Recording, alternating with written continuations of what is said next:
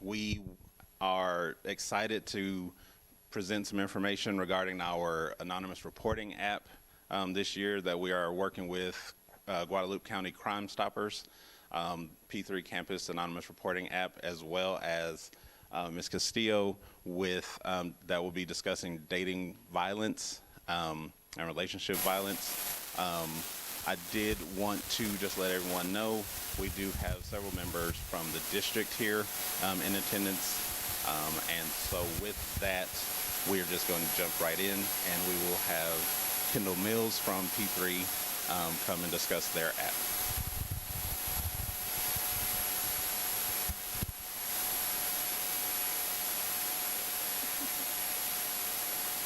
Hi guys. Can everybody hear me? I don't normally use microphones, so awesome. So my name's Kendall Mills. I am the Development Engagement Coordinator for P3 Campus. So I'm going to just kind of tell you guys a little bit about what P3 Campus is, why it is important, why it's an important component of school safety programs and initiatives on our campuses, and what SCUCISD is doing to get this ready and provide this service to your students. So, do I point it right there? Or? It might not be working.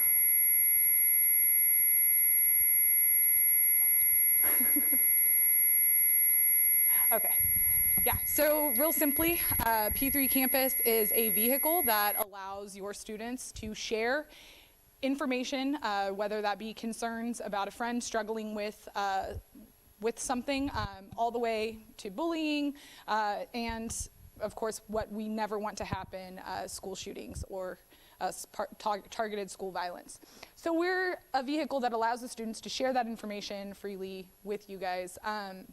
One of the biggest questions we get is why, thank you, why P3 Campus is important. And this is my favorite topic, so I will try to keep it really short because I could talk for hours about why P3 Campus is important.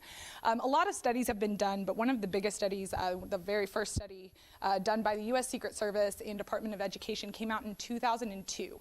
And they looked at 37 school shootings that spanned about 30 years, give or take a few. And they found some pretty alarming things that I'm sure a lot of you have heard before and know.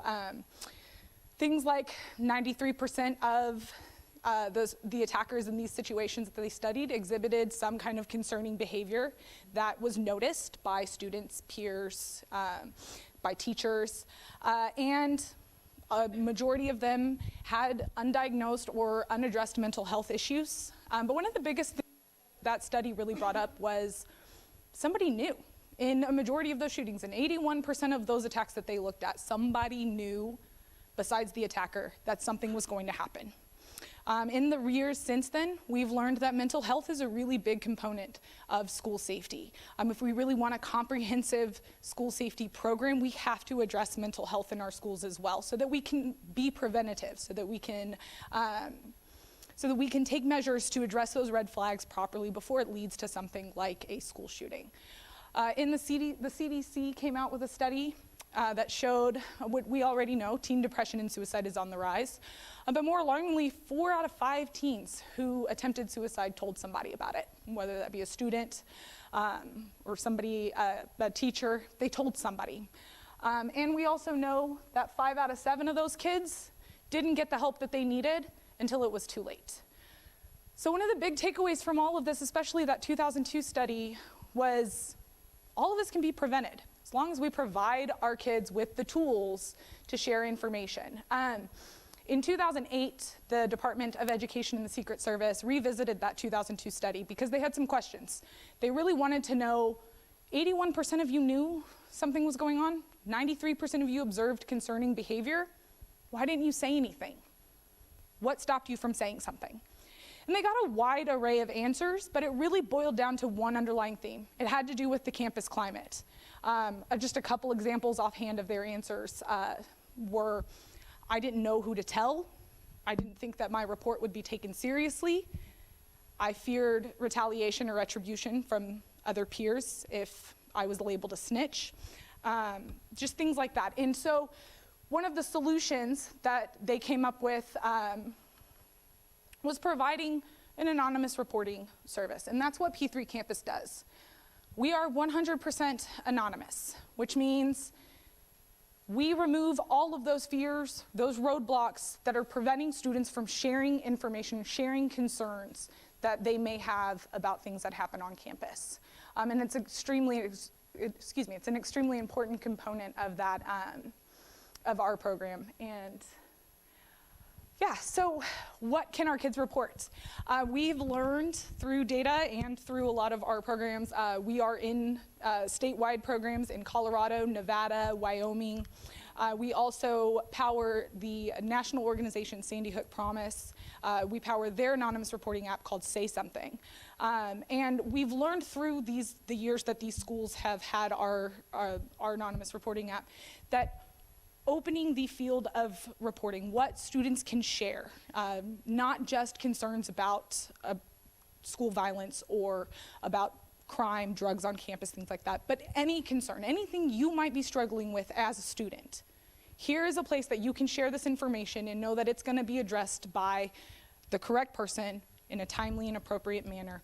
So we do open all of these fields up to students shown. We know that from our data, programs that allow students to share any concern are a lot more successful and more engaged than programs that focus on just one thing, whether that be crime or school violence. So, come on. I think this one broke too. Here, just click that. So just to give you guys, I can stand right here too. Just to give you guys a little bit of example. So this is data that was collected from a couple of our active programs, state programs in larger districts. We're in 11,000 schools nationwide, so we've been doing this for quite some time. But you can just see the volume of concerns that are reported, and really we've noticed over the years that suicide threats are one of the #1 concerns that are reported. So I just wanted to give you guys just a little bit so you can see what kids on campus are dealing with. And there we go, that's good. So when your student sends a report through our app, yeah, there we go. Who's gonna be addressing that? Well, Ryan, the team at SCUCISD has done a really good job of it's a collaborative effort, multidisciplinary team consisting of your SROs, your law enforcement, your school administrators, counselors, mental health professionals. And this really assures that any report that comes in from a student is going to be addressed properly. We think it's really important. And it also, school safety, has, I'm going to get on my little soapbox, I promise I won't. School safety has a number of different components, and prevention is key in all of them. And so we want to make sure that your kids' needs are being addressed properly. If you're concerned that Susie might have an eating disorder, that doesn't necessarily warrant law enforcement involvement, but somebody needs to be told so Susie's parents can be notified, right? And so multidisciplinary teams are the way to do that. If you guys are interested, a really great study was released in January, again by the U.S. Secret Service and Department of Education, called Enhancing School Safety. And they've got some really wonderful recommendations. One of those is anonymous reporting and multidisciplinary teams. So you guys can read, all of that's available online, and you can read that and just kind of learn a little bit more about why it's important to have a number of different team members handling reports and making sure that nothing falls through the cracks. And again, from the same data pool that we had in the previous slide, these are the outcomes, the top outcomes taken from those schools regarding all of those reports. And as you guys can see, 90% of the outcomes are, parents are notified. And that's really kind of the key. This is not just a tool for school administrators. This is a tool to empower students and parents to know what's going on and to be able to take the appropriate action and get kids help if they need it. So it's very simple. We make it extremely easy for your student to send a report. We have an app available on Google Play or the iTunes App Store. Or if you don't want to download the app, anything that has a web browser, you can make a report through p3campus.com. And it really does walk the student through what to report, and what information to provide. Not only can they report, just fill out, the report form, they can add things like screenshots, video, audio. We know today that what happens on school campuses doesn't necessarily stay on school campuses. Everyone is connected 24/7, whether that's through social media, texting, and bullying doesn't stay on school campus. It carries over to the internet. And so this allows students to, who are on their phones, who are on the computers, social media constantly, to be able to share information. We really like the screenshot. And I talked about how, maybe you have a student who isn't too confident in filling out a report, but they've got this image that they just want somebody to know that this was posted on social media. They want somebody to know that this was just sent to them. And this allows you, your student, to send that to the appropriate administrators and personnel so that it can be handled. Another feature of P3 Campus is that reporters engage in two-way dialogue. If your student downloads the app, when they send a report, one of the members from the multidisciplinary team is going to be responding to that report. And this is another way to, A, validate that the student's concern has been heard, and that it's important. It's important to say something. This also allows school officials and your multidisciplinary team to engage that student if more information is needed, or if that student has more information to share. So being able to talk back and forth with our students is really, opening. I was reading just a minute ago some of these belief statements, and I love how some of them really go in line, hand in hand. Good communication is critical to success. We want to open that line of communication for you guys and for your students. So this is one of the ways that we do that through our app. Another really important component is 24/7 monitoring. All apps will be monitored 24/7. Data shows that our students are most active after hours. A lot of times, even reporting at school through an app, the fear that somebody might see you and know what you're doing, that's there. And so a lot of times our students will wait till they're home to say something. And sometimes, we do have life-threatening issues that come in, and that's why 24/7 is such a key component. We've got statewide programs, like I said, in Nevada, and Michelle, you can correct me on the numbers, but I believe last year they received and were able to intervene in about 58 suicides or attempted suicides. And so this is key. We want to make sure that they know we're here for them. SCUCISD is here for them at all times, and this just really helps build confidence with the students as well. So really, it's just about speaking up. Everything is preventable. The signs are there. Your students know what's going on, and we're here. SCUCISD has done a great job getting everybody ready to make sure that when your students speak up, they continue to be empowered, they continue to feel like their voice means something, and that they have a say and they have a role in making their campus safe and healthy for everyone, because that's how we ensure that the learning environment is a productive learning environment. And really, that's all I've got for you guys today. If you guys have any questions, there are some really good videos. Our national organization that we partner with, Sandy Hook Promise, has done some really good videos. They are all available on YouTube, which unfortunately we could not share tonight, but if you guys look them up, it's just Sandy Hook Promise. They have some really good videos that really just kind of go in depth a little bit more about knowing the signs and about how to speak up. So you guys can also follow us, Twitter, Facebook, Instagram. We constantly have updates. We love highlighting districts, and we're really excited to see the steps that SCUCISD is taking to give your students the tools to play an active role in making sure their campus is safe. So thank you guys.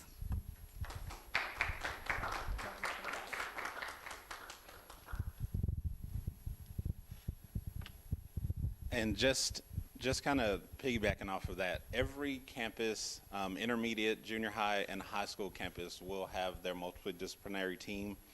consisting of counselors and administrators as well. So I did just want to add that bit of information. Our next speaker is Ms. Patricia Castillo, and she is with the Peace Initiative, and she's going to be speaking on the dangers of dating violence. Ms. Castillo.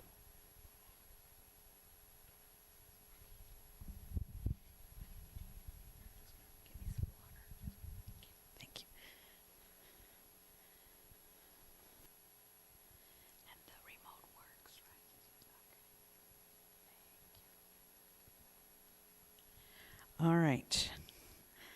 Oh, good. I'm glad it's up over there. I was a little nervous because I hadn't seen it. Good evening, everybody. Thank you so much for being here tonight.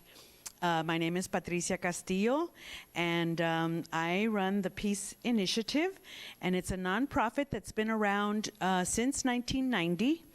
And in San Antonio, we formed around the charge or the challenge that was given to us by survivors of domestic violence and by people who actively work in community to address family violence. And that was in 1990, and we formed the Peace Initiative around that. And then, of course, the challenge also became to look at how the whole issue was being responded to by our community.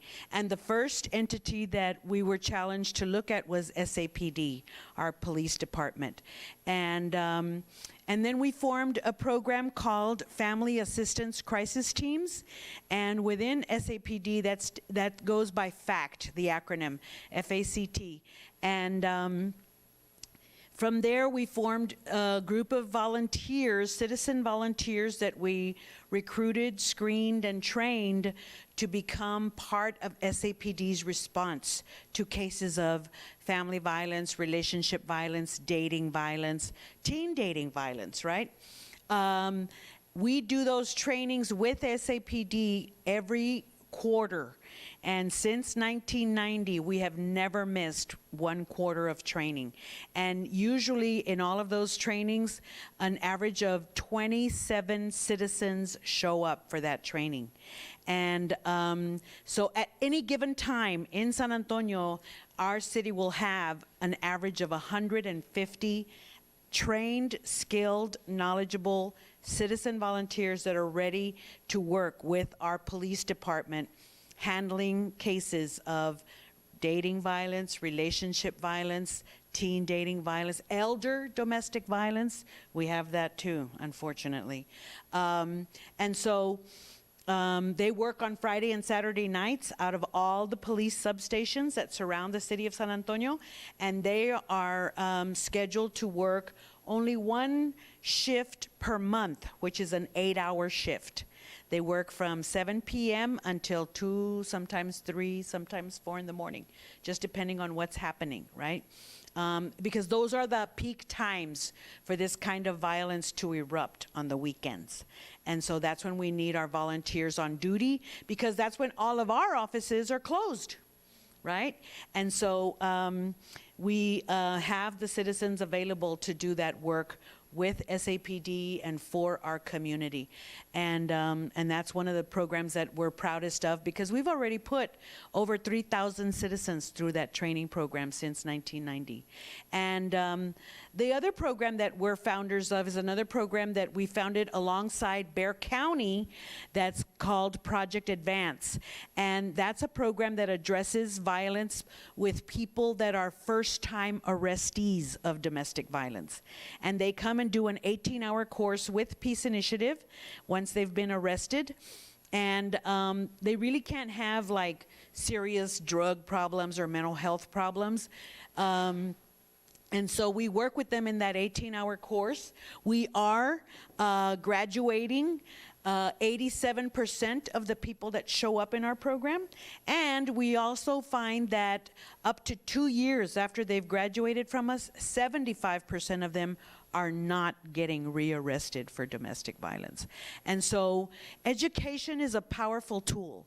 And, you know, once people know what they can do to address their issues, then if they have those tools in hand, they're much more apt to address them.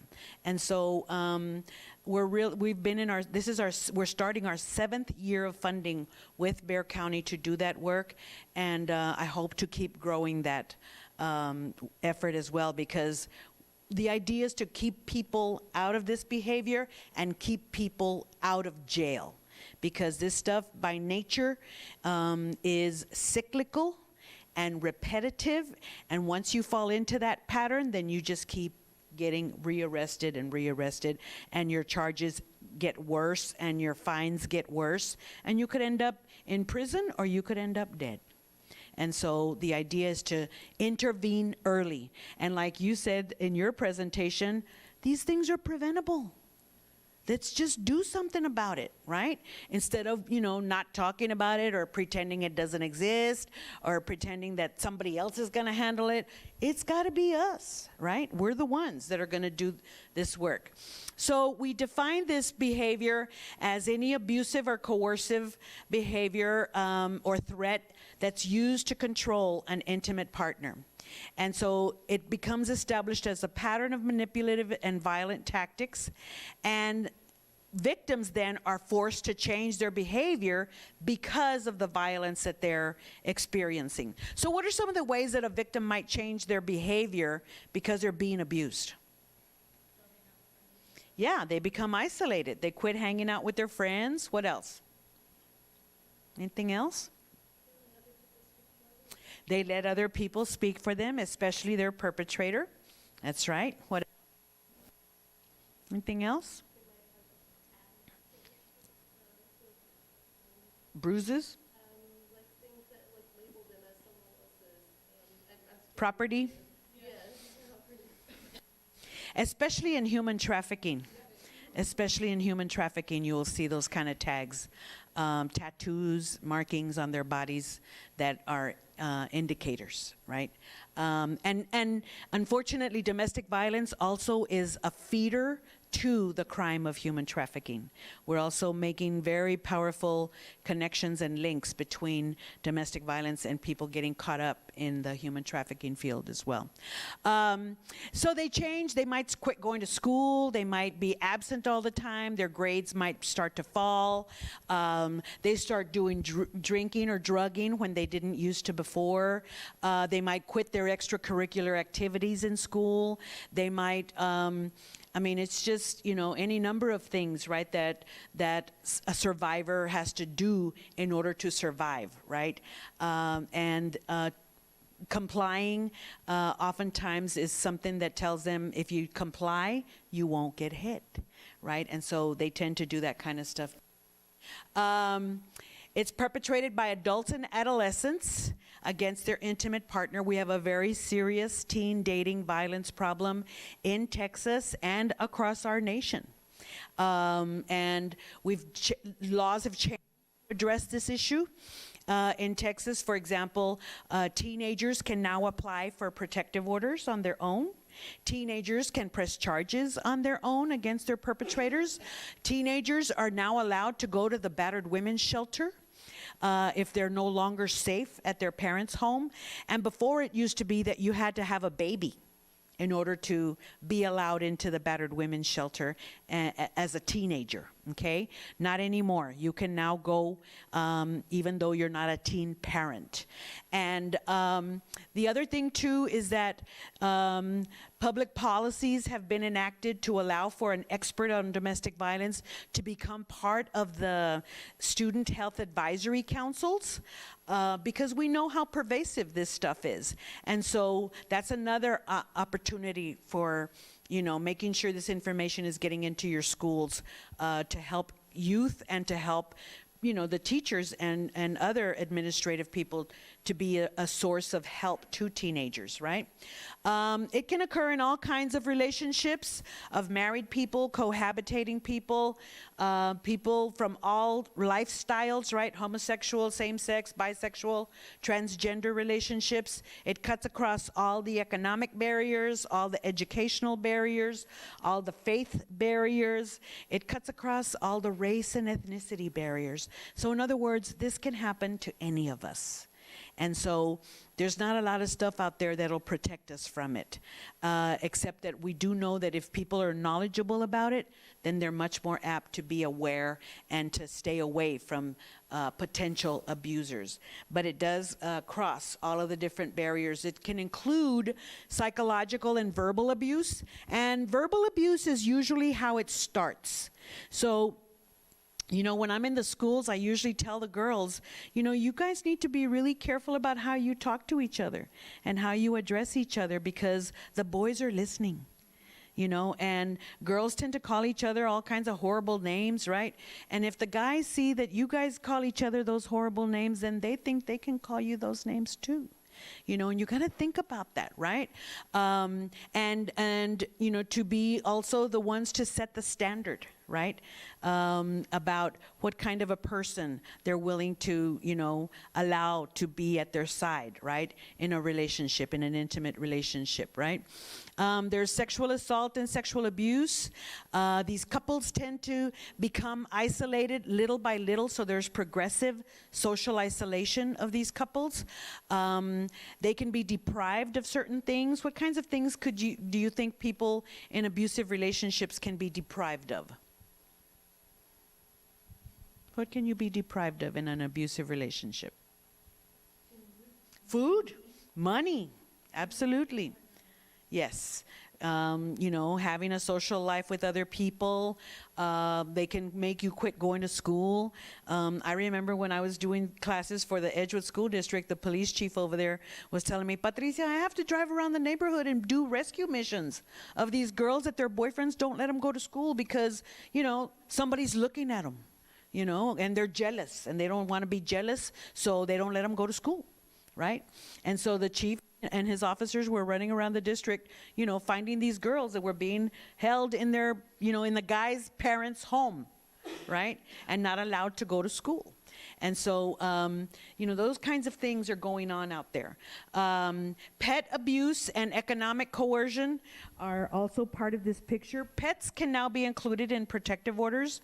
I don't know if y'all knew this, but you can, and officers, when they go into homes, when they're looking for looking at these cases of domestic violence, they're looking to see if the pets are injured.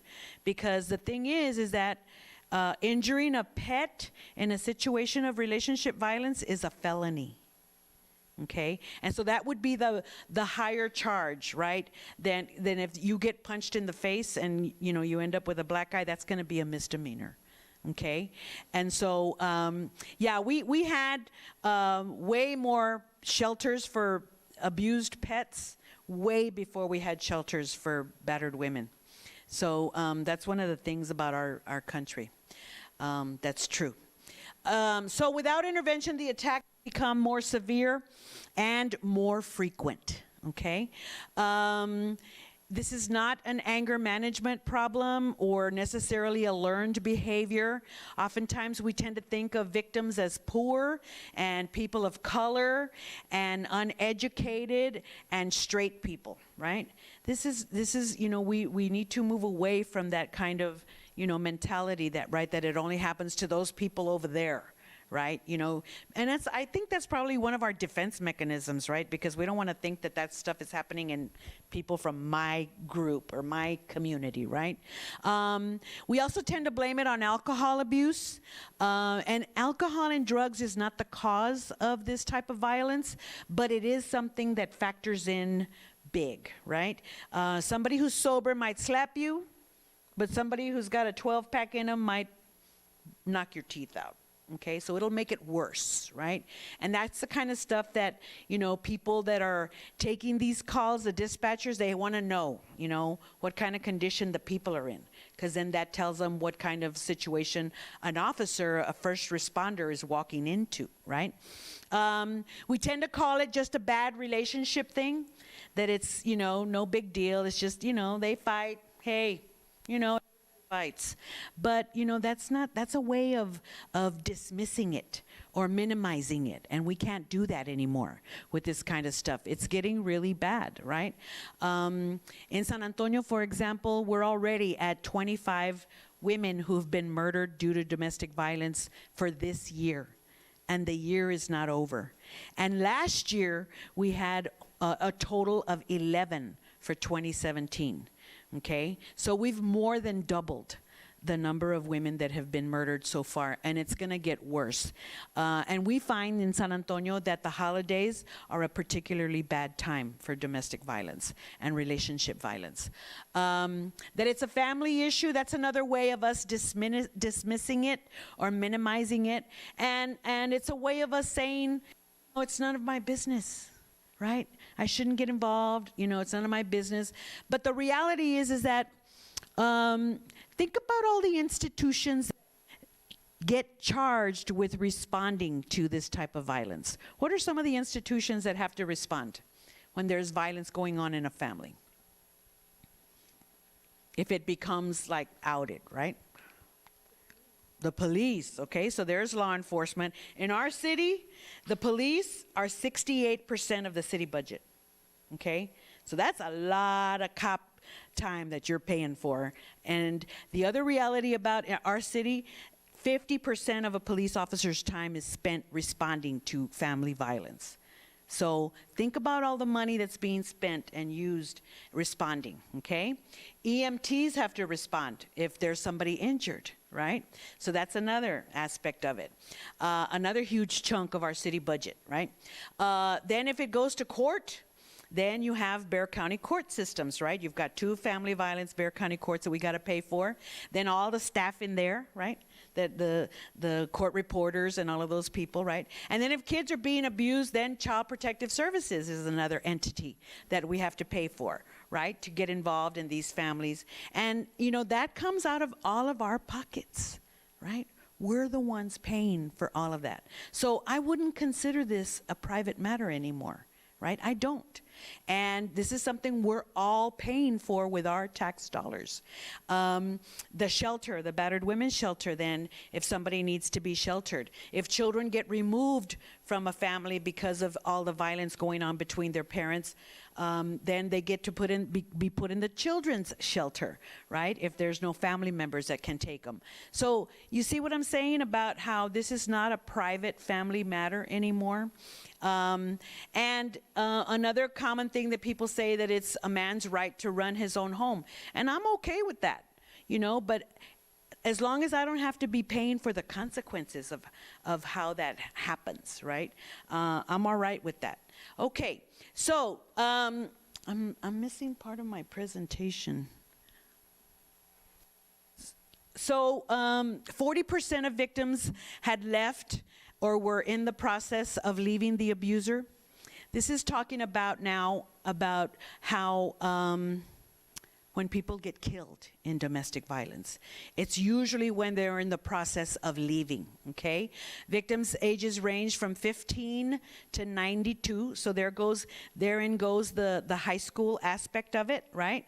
One of the most recent cases we had in San Antonio was the teenage couple that were getting ready to graduate.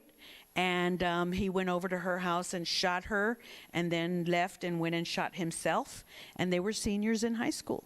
And that happened last May, right? And so, and then to me, it's just so sad that you have people that are age 92 who are being abused in an abusive relationship. I mean, 92, really? Come on, right? But we do have a lot of elder domestic violence happening in our communities, and we've got to be paying attention to that as well, right? Because elderly people also are very isolated. And so when people are isolated, this stuff can happen and go on without anybody detecting it, right? 68% of perpetrators used a firearm when they murdered their victim. And so guns and domestic violence are a very bad combination, right? And then sadly, 77% were killed in their home, okay? And so home, what is home supposed to be for all of us? The safest place you can be, right? The safest place to go to. That's supposed to be your sanctuary, your refuge. And yet, in this type of crime, you know, 77% of them are happening in their own home. And I already talked to you about the 25 women that have been killed so far in Bexar County. And then the other reason why our country pays attention to the issue of domestic violence is all the other crimes that are intersecting with domestic violence, such as simple assault, trespassing, vandalism, malicious damage to property, disorderly conducts, violations of protective orders, violations, failure to relinquish a phone. We have a lot of cases of situations where people are trying to call the emergency 911 system to get help, and their abuser will take the phone and destroy it so that they don't have access to the emergency 911 system. Well, now you can press charges for that, right? Because nobody should ever be denied access to the emergency 911 system, okay? All right. You also have felony assaults, stalking, sexual assault, animal abuse, kidnapping, child snatchings, homicides, murder, suicides, and now we're getting into that whole realm of human trafficking and sexual slavery, right? How do you think that intersects? What's the deal between human trafficking and sexual slavery and domestic violence? What is that connection? What do y'all think? Probably lays the groundwork for a pattern of relationships that lead someone to be more susceptible to the abuser and things coming back. Mm-hmm. That's true. Yes, sir. Children involved and they run away and then they fall for the traffickers and then maybe caught and run away. That's the main way that we see the intersection, is that our kids in households where there's a lot of violence, the kids are neglected, the kids are lonely, the kids are looking for somebody to pay attention to them, the kids are wanting to be loved, the kids are seeking somebody to be there for them. And, you know, with their parents so involved in the abusive relationship, the kids are not getting any of that from the parents, right? And so then they get onto those little apps on their phone, and guess what? Guess who's lurking on those little apps on their phones? You know, all those posers and all those losers that are looking for kids to, you know, pull into that realm of human trafficking and sexual slavery. And so we're losing a lot of kids to this kind of stuff because of domestic violence. And so it's something to really pay attention to. Now, it's real easy for us to say, please, you know, get out, leave, right, to somebody who's in an abusive relationship. It's real easy. And, you know, or say something like, if I was you, I would have left a long time ago, right? But the thing is that that's usually when victims get killed, when they're in the process of leaving. And, you know, all you got to do is kind of pay attention to the news, and you'll see how, like that girl from Highlands High School who was murdered, you know, she was refusing to take his calls. She had broken up with him. She didn't want to be with him because he was violent. And, you know, she was trying to completely sever her ties to him. And that's when he went over there and shot her, right? Because she wouldn't take his calls. A lot of times it's when the person has just gone to go press charge. Times it's when the person has just gone to go file for a protective order or file for divorce.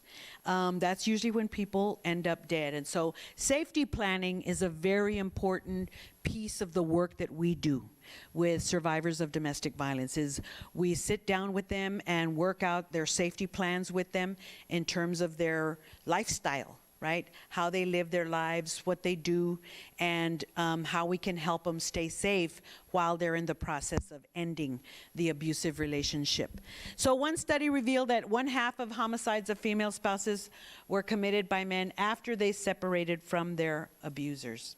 After they separated Okay, so that's why this stuff is very important. Now, these are some of the questions that our officers are trained to ask somebody who's being abused to determine whether or not their situation can become lethal. In other words, deadly. Does this person have the capacity to kill their victim, right? So one of the things that victims will say is, you know, he's told me that I can't have you, and if I can't have you, then nobody's going to have you, right? And so even if that means I'll kill you and then kill myself, right? There's also a lot of threats of suicide. A lot of women threaten their, women that are abusers, girls and adult women that are abusers use suicide threats as part of their way of controlling their partners, right? If you leave me or break up with me, I'll kill myself. And, you know, they don't want to walk around with that on their head, right? The murdering of pets. If pets have been injured or killed, you know, to demonstrate to the victim what this person is capable of, then, you know, this is another sign, a big red flag, right? If they're obsessive about their partner, what are some examples of obsessive behavior in an abusive relationship? Controlling what you wear, okay? How you dress, how you look, whether or not you wear makeup, if so, how much, you know, all of that kind of stuff. What else? What's another way of obsessing? Yes, you have to report in, check in at all times, right? Who you're with, what you're doing, who you're talking to, what you're talking about, right? All of that stuff has to be reported in, right? You know, those people that'll sit in their car across the street from your job all day long, you know, watching you, waiting for you, making sure you don't leave. The people who text you, you know, 50 times, you know, every 10 minutes. Right? Texting you, checking on you. And you got to respond within a certain amount of time, right? Otherwise, what are you doing if you haven't responded within that amount of time, right? So that's kind of the obsessive behavior that we see. Stalking, harassment. If it's the end of the relationship, then these people tend to view the situation as desperate, right? Like, I don't have anything to lose, you know, to kill you and kill myself, right? Or if they've already lost their job, if they've already lost their housing, you know, those kinds of things. If they've lost custody of their kids, you know, that kind of stuff, right? That kind of stuff throws them over the edge, right? And so if they respond yes to any of this stuff, then the officers know that this person is in grave danger, right? Another one that I don't have up there is strangulation. Strangulation is a big deal, and people call it choking, right? They incorrectly refer to it as choking. But strangulation, we have found, is a huge indicator. If somebody has the capacity to strangle you to where you pass out or black out, that person has the capacity to kill you. Okay? And so when strangulation first became a felony in Texas about 6 years ago, Chief McManus ordered for all the police officers to, if a victim reported having been strangled, he asked the officers to go and walk warrants, like get a warrant immediately to arrest this person and to jail them, right? And right after that law went into effect, our arrests for strangulation in San Antonio shot up by 45%. And because all of the victims were reporting that they had been strangled, right? And so, you know, this is a very serious situation of strangulation. At all of the national conferences, when you go for domestic violence, there's like whole tracks just on domestic violence for social workers, for doctors, for nurses, you know, because there's all kinds of, you know, physiological things that they look for, you know, to prove their cases, right? The busted veins in their face or in the whites of their eyes, and the what is it called? Something. Anyways, I can't remember the word. But so it's a very serious link also to this whole stuff. All right. So these are some of the ways the victim is too often viewed as the cause of domestic violence. So I hear people out in the community when I talk about this stuff say things like, oh, miss, but she likes it. You know, that's why she stays. Otherwise, I mean, if she didn't like it, she would have left a long time ago, right? You know, and the thing is that really, you know, don't find people that like being mistreated and abused, right? Or that people ask for it by way of their behavior. You know, that whole provocation thing, right? And that if she can't keep her man happy, then it's her fault she gets hit. What about that one? It's horrible, right? And so, you know, but people say that kind of stuff, right? Or that it's her job to make sure that everything runs well in the household. And in reality nowadays, with both parents working, everybody busy doing all kinds of stuff, it's everybody's job to make a household run smoothly, right? Not just one person. And, you know, the other thing too is that a lot of times people don't believe it because the person doesn't look like a victim, right? And the reality is that victims know how to play this stuff off, right? Survivors know how to play it off. Survivors know how to put up that facade. Survivors do what they got to do to try to keep their family together, to try to, you know, put people off in terms of, you know, having this stuff come out, right? And what are some of the reasons that they hide that way? What are the reasons that they, you know, will put up those fronts? It's big. Shame is big.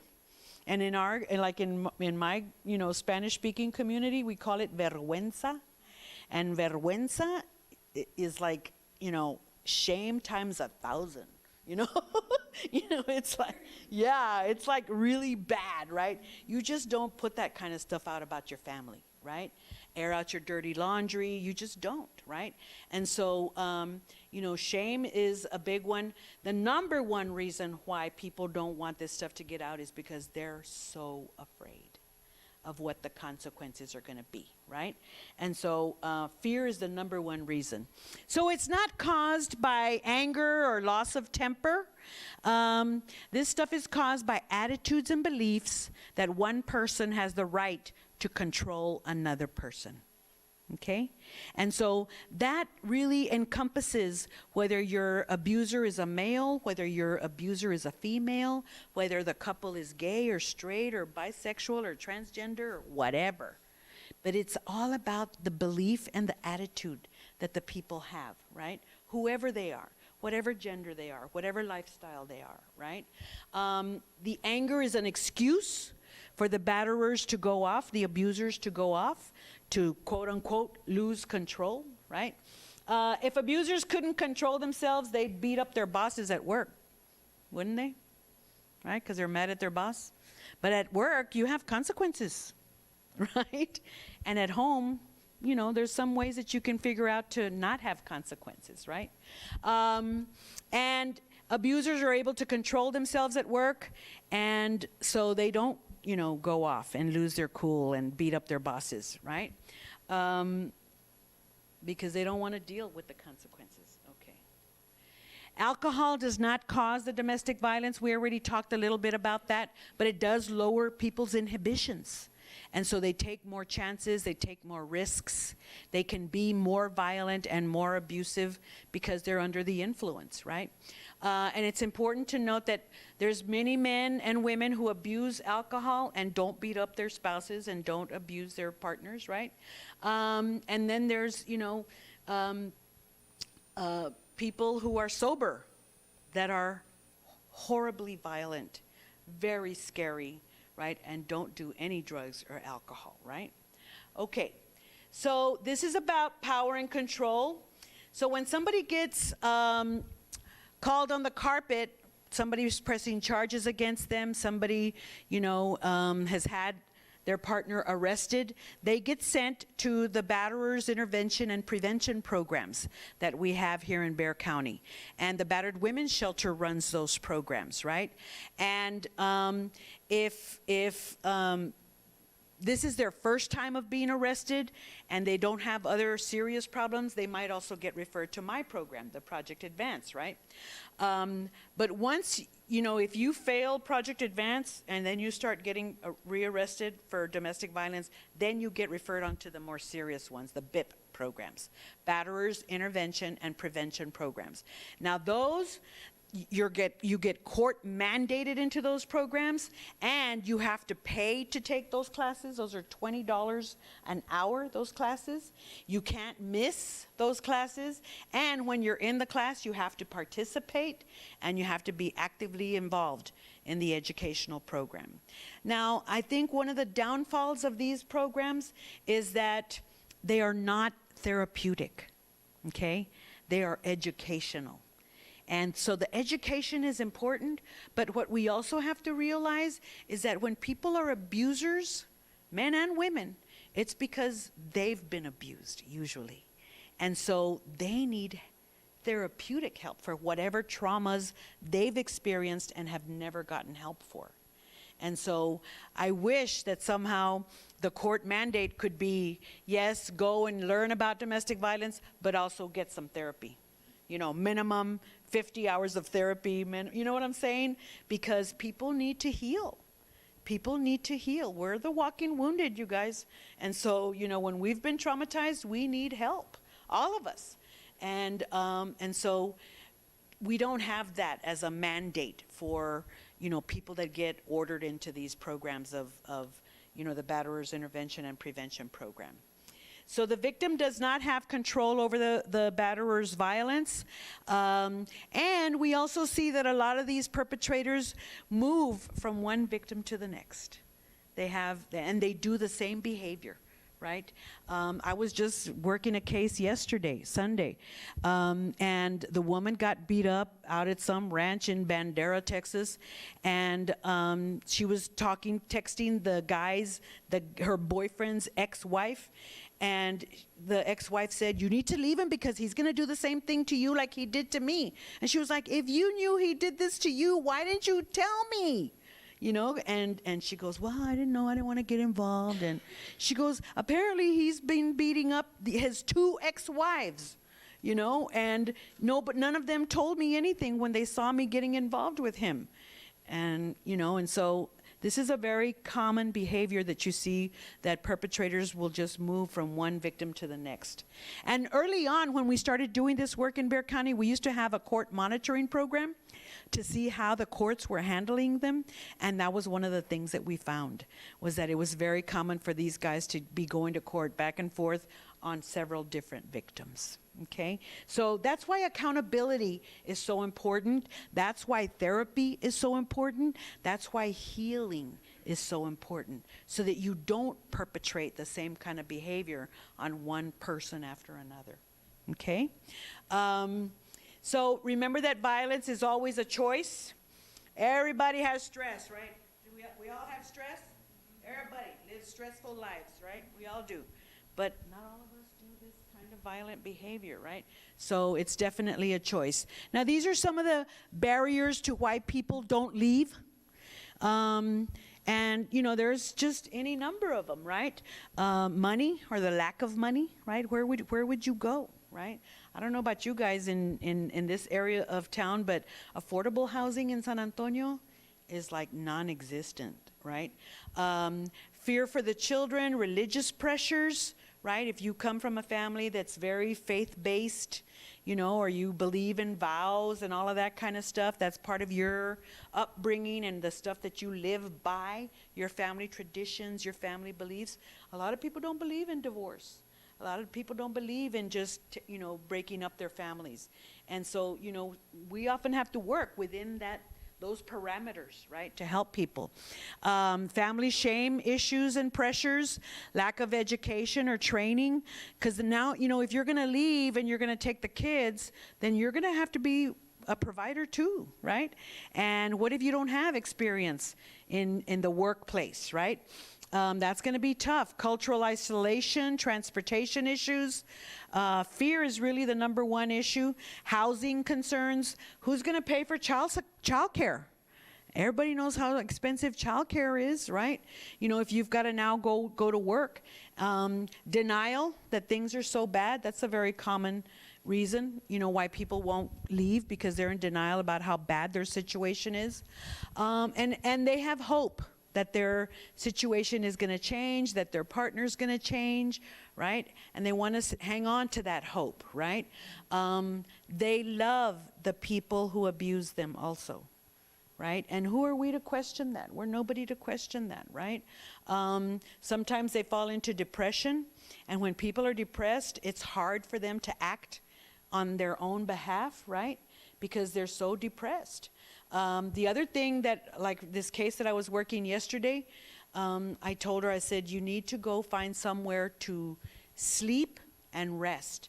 And she was like, how did you know I was so exhausted? And I said, I can just tell. I know that this is a common thing for survivors, is that they don't get sleep. They sleep in spurts. They sleep in little segments because they've got to be hyper vigilant all the time. And so they don't get any rest. And then if you don't get any rest and sleep, like good 5, 6, 7, 8, 10 hours of sleep, like nonstop, you get depressed, right? And then you can't think.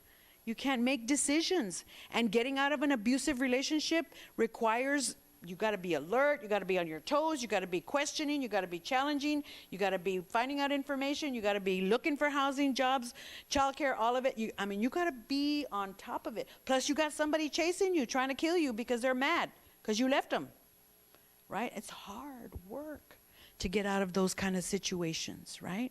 And so, you know, we got to really take all of that into consideration when somebody is stuck in an abusive relationship, right? And so what we see then is people who might take 5 to 7 times of coming and going, breaking up, going back, breaking up, going back, breaking up, going back, because they're trying to figure it all out. They're trying to learn what's out there for them. They're trying to see if that agency's going to give them what they said they were going to give them. Right? And so they're learning, they're going through a learning process, right?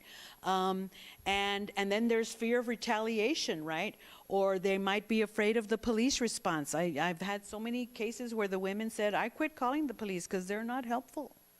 You know, and that's not good. That's not good. We need our public servants to be, you know, doing the right thing.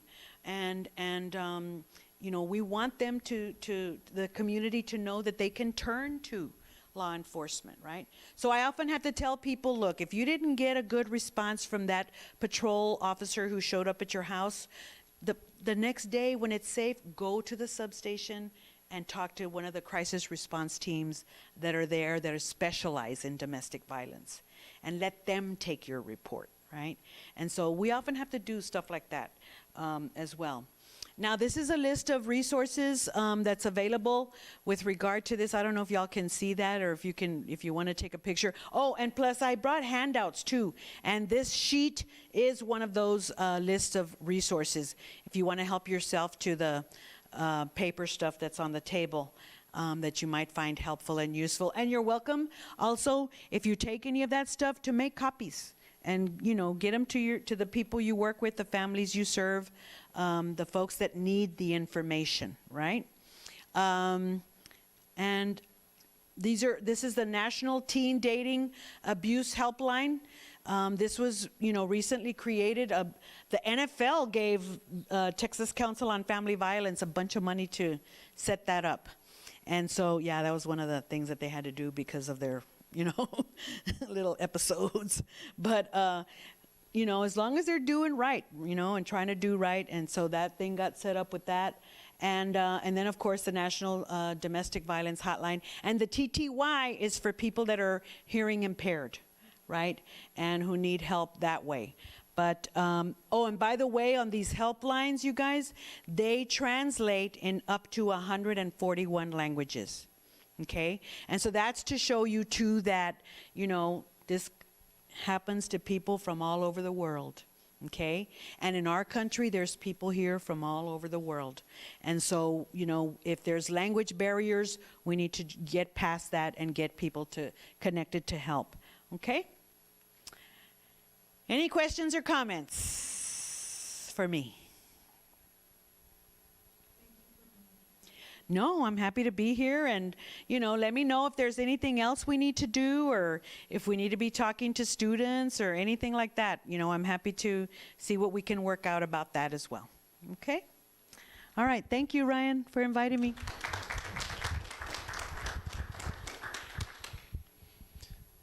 Okay, we just want to say thank you to our speakers from P3 and also Ms. Castillo.